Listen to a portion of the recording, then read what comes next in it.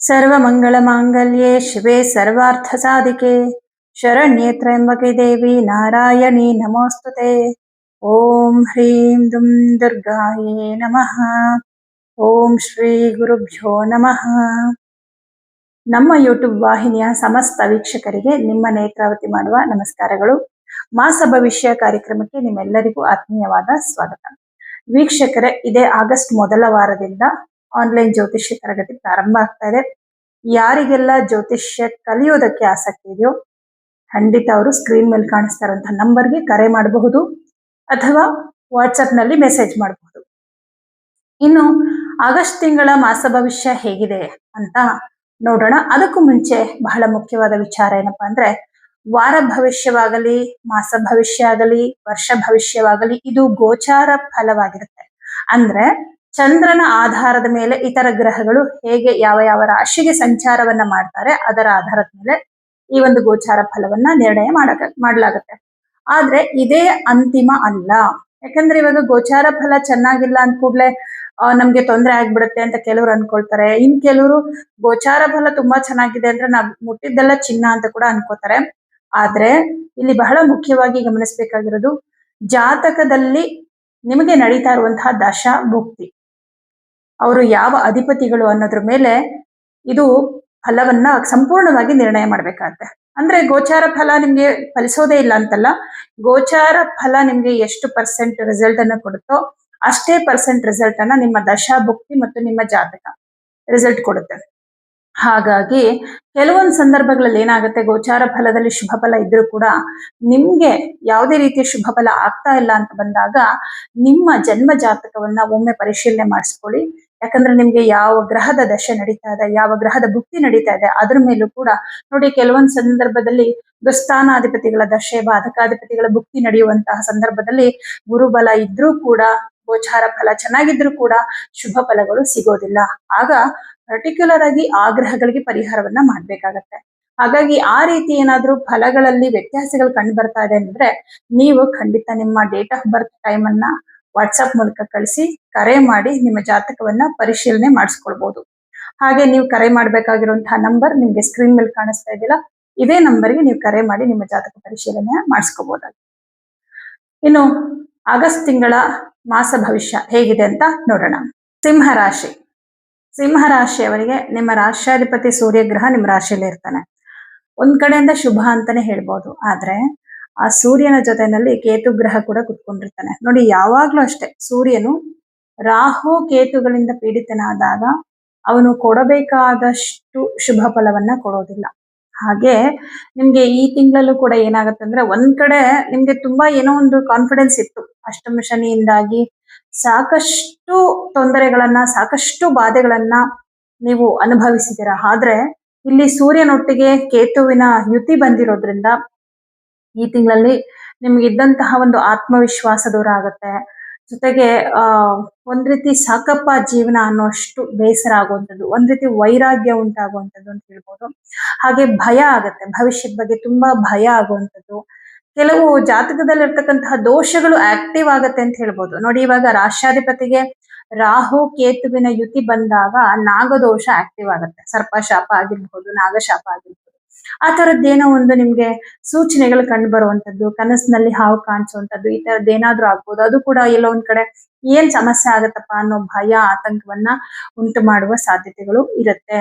ಯಾವುದೇ ಕಾರಣಕ್ಕೂ ಆತ್ಮವಿಶ್ವಾಸವನ್ನ ನೀವು ಕಳ್ಕೋಬೇಡಿ ಸಿಂಹರಾಶಿಯವರು. ಆದಷ್ಟು ಪರಿಹಾರಗಳನ್ನ ಮಾಡ್ಕೊಳ್ಳಿ.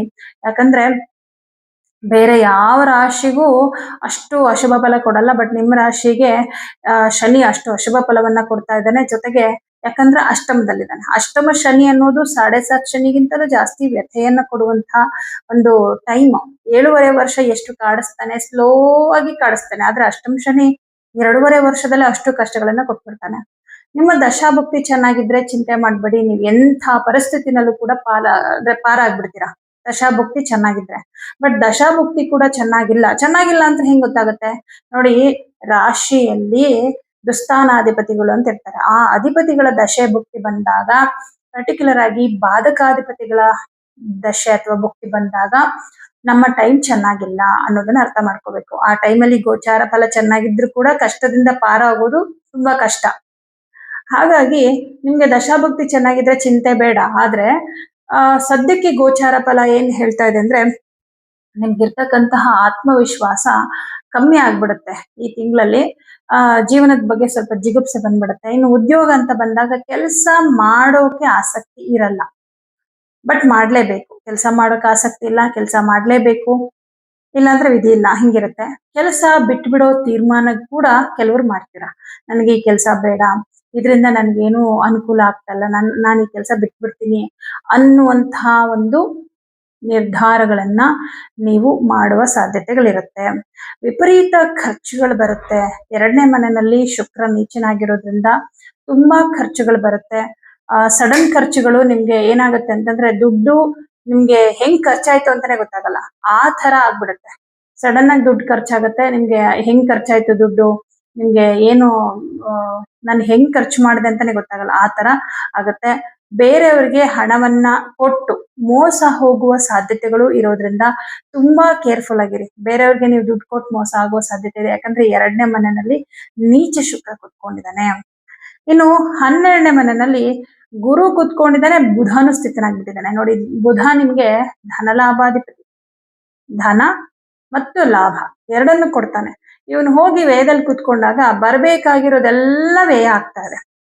ನಿಮ್ಗೆ ಬರ್ಬೇಕಾಗಿರೋ ದುಡ್ಡು ಯಾವುದು ಬರ್ತಾ ಇಲ್ಲ, ಅಲ್ಲೇ ಸ್ಟ್ರಕ್ ಆಗ್ತಾ ಇದೆ, ಈ ತರ ಆಗ್ತಾ ಇರುತ್ತೆ ನಿಮ್ಗೆ. ಹಾಗಾಗಿ ಹಣಕಾಸಿನ ಒಂದಿಷ್ಟು ಸಮಸ್ಯೆಗಳು ನಿಮ್ಗೆ ಕಂಡು ಬರುತ್ತೆ ಈ ತಿಂಗಳಲ್ಲಿ. ಇನ್ನು ಬುಧ ಮತ್ತು ಗುರುಗ್ರಹ ಇವರಿಬ್ರು ಒಟ್ಟಿಗೆ ಇರೋದ್ರಿಂದ ಒಂದ್ ಏನಪ್ಪಾ ಅಂದ್ರೆ ನೀವು ದೇವ್ರು ಪೂಜೆ ಪುನಸ್ಕಾರಗಳು ಅಂತ ಏನಾದ್ರೂ ಸ್ವಲ್ಪ ಹೋದ್ರೆ ಮಾಡಿದ್ರೆ ಸ್ವಲ್ಪ ಸಮಾಧಾನ ಆಗುತ್ತೆ ನಿಮ್ಗೆ. ಆ ನಂಬಿಕೆ ಇಲ್ಲ ಅನ್ನೋರ್ಗೆ ತುಂಬಾ ಕಷ್ಟ. ನಂಬಿಕೆ ಬರ್ಲೇಬೇಕು ಇಂಥ ಸಂದರ್ಭದಲ್ಲಿ. ಪರಮಾತ್ಮನನ್ನ ನಂಬದೆ ಇನ್ಯಾರನ್ನೂ ನಂಬೋಕ್ ಆಗೋದಿಲ್ಲ. ಸಂಕಟ ಬಂದಾಗಲಾದ್ರೂ ವೆಂಕಟರಮಣ ಅನ್ಲೇಬೇಕಲ್ವಾ.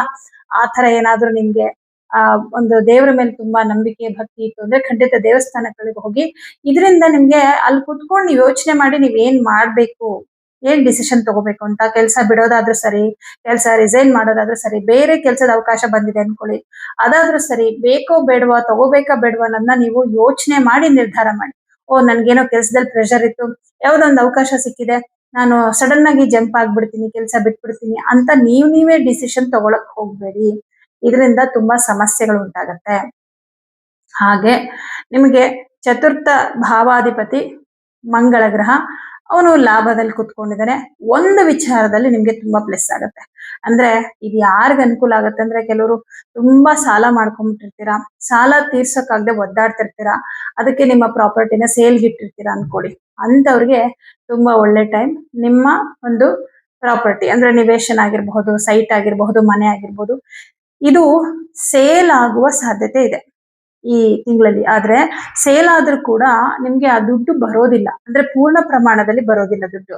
ಅವರು ಸ್ವಲ್ಪ ಟೈಮ್ ತಗೊಳ್ತಾರೆ, ಬಟ್ ನೀವು ಸ್ವಲ್ಪ ಟೈಮ್ ಕೊಡ್ಬೋದು. ನೀವು ಯಾರಿಗೆ ದುಡ್ಡು ಕೊಡ್ಬೇಕು ಅವ್ರಿಗೆ, ಆ ತರ ಏನೋ ಸ್ವಲ್ಪ ಸಮಾಧಾನ ಆಗತ್ತೆ ಇದರಿಂದ ನಿಮ್ಗೆ. ಏನೋ ಒಂಚೂರು ಬಡಜೀವ ಬದುಕ್ತು ಅನ್ನೋ ತರ. ಹಾಗೆ ಈ ಪ್ರಾಪರ್ಟಿ ತಗೋಬೇಕು ಅಂತ ಅನ್ಕೊಳ್ಳೋರ್ಗೂ ಕೂಡ ಚೆನ್ನಾಗಿದೆ. ಅಂದ್ರೆ ನೀವು ಕೃಷಿ ಭೂಮಿ ತಗೋಬೇಕು ಅಥವಾ ಮನೆ ತಗೋಬೇಕು ಅಥವಾ ನಿವೇಶನ ತಗೋಬೇಕು ಅಂತ ಏನಾದ್ರು ಅನ್ಕೊಂಡಿದ್ರೆ ಆ ವಿಚಾರದಲ್ಲಿ ತುಂಬಾ ಒಳ್ಳೇದಾಗುವಂತ ಸಾಧ್ಯತೆಗಳಿದೆ. ಅಂದ್ರೆ ನಿಮ್ ಹತ್ರ ಹಣ ನಿಲ್ತಾ ಇಲ್ಲ, ಏನೋ ತುಂಬಾ ಖರ್ಚಾಗ್ತಾ ಇದೆ, ಅಟ್ಲೀಸ್ಟ್ ಏನೋ ಒಂದಿಷ್ಟು ಉಳಿತಾಯ ಮಾಡ್ಕೊಂಡಿದೀನಿ, ಅದು ಎಲ್ಲಿ ಖರ್ಚಾಗ್ಬಿಡುತ್ತೆ ಅನ್ನೋ ಭಯ ಏನಾದ್ರೂ ಇದ್ರೆ ಖಂಡಿತ ಸ್ಥಿರಾಸ್ತಿಗೆ ಇನ್ವೆಸ್ಟ್ ಮಾಡ್ಬೋದು ಈ ತಿಂಗಳಲ್ಲಿ. ಸ್ಥಿರಾಸ್ತಿಗೆ ಇನ್ವೆಸ್ಟ್ ಮಾಡೋದ್ರಿಂದ ನಿಮ್ಗೆ ಏನು ಪ್ರಾಬ್ಲಮ್ ಇಲ್ಲ. ಸ್ಥಿರಾಸ್ತಿ ಅಂದ್ರೆ ಚಲಿಸದೇ ಇರುವಂತಹ ಆಸ್ತಿ. ನೋಡಿ, ಈಗ ಒಡವೆ ಆಗಿರಬಹುದು, ದುಡ್ಡು ಬ್ಯಾಂಕಲ್ಲಿ ಇಟ್ಟಿರೋ ಹಣ ಕೂಡ ನೀವು ಖರ್ಚು ಮಾಡ್ಕೊಂಡ್ಬಿಡ್ತೀರಾ. ಆದ್ರೆ ನೀವು ನಿವೇಶನ ಆಗಿರಬಹುದು, ಮನೆ ಆಗಿರಬಹುದು, ಇದು ಸ್ಥಿರಾಸ್ತಿ. ಇದನ್ನ ನೀವು ತುಂಬಾ ಸಂದಿಗ್ಧ ಪರಿಸ್ಥಿತಿ ಬಂದ್ರೆ ಮಾತ್ರ ಅದನ್ನ ಸೇಲ್ ಮಾಡೋ ಯೋಚನೆ ಮಾಡ್ತೀರಾ, ಬಿಟ್ರೆ ಆದಷ್ಟು ಅದನ್ನ ಉಳಿಸ್ಕೊಳ್ಳೋದಕ್ಕೆ ಪ್ರಯತ್ನ ಮಾಡ್ತೀರಾ. ನಿಮ್ ಹತ್ರ ಹೆಂಗಿದ್ರು ಹಣ ಖರ್ಚಾಗ್ತಿದೆ. ನೋಡಿ, ವ್ಯಯಸ್ಥಾನದಲ್ಲಿ ಗುರು ಬಂದಾಗ ಕೈಯಲ್ಲಿರೋ ಹಣ ಯಾವುದೋ ಒಂದಕ್ಕೆ ಖರ್ಚಾಗುತ್ತೆ. ಖರ್ಚು ಮೀನ್ಸ್ ಇನ್ವೆಸ್ಟ್ ಮಾಡ್ತಾ ಹೋಗ್ತೀರಾ.